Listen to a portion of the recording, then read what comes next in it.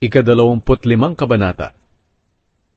Halimbawa, may pinagtalunan ang dalawang tao at dinala nila ang kanilang kaso sa korte at idineklara ng mga hukom kung sino sa kanila ang may kasalanan at walang kasalanan.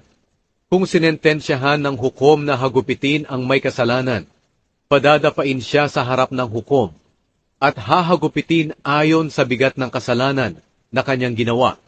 Ngunit hindi ito hihigit pa sa 40 hagupit, dahil magiging kahiya-hiya na ito kung hihigit pa roon. Huwag ninyong bubusalan ng baka habang gumigiit pa ito. Kung may dalawang magkapatid na lalaking naninirahan sa iisang bayan, at namatay ang isa sa kanila nang hindi nagkaanak, hindi makapag-aasawa ang babae ng iba, maliban lang sa pamilya ng kanyang asawa. Ang kapatid ng kanyang asawa ang dapat na maging asawa niya. Tungkulin niya ito sa kanyang hipag.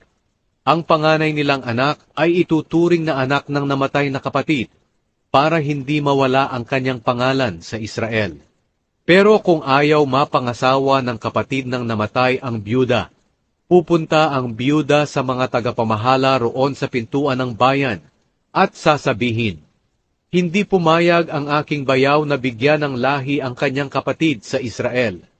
Ayaw niyang tuparin ang kanyang tungkulin sa akin bilang hipag." At ipapatawag siya ng mga tagapamahala ng bayan at makikipag-usap sila sa kanya.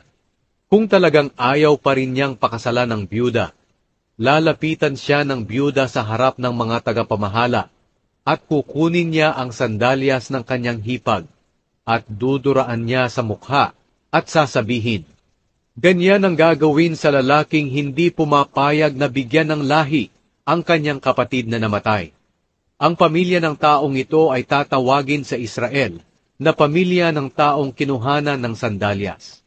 Kung may dalawang lalaking nag-aaway at lumapit ang asawa ng isa para tumulong sa kanyang asawa sa pamamagitan ng pagdakot sa ari ng kalaban, kailangang putulin ang kamay ng babae ng walang awa.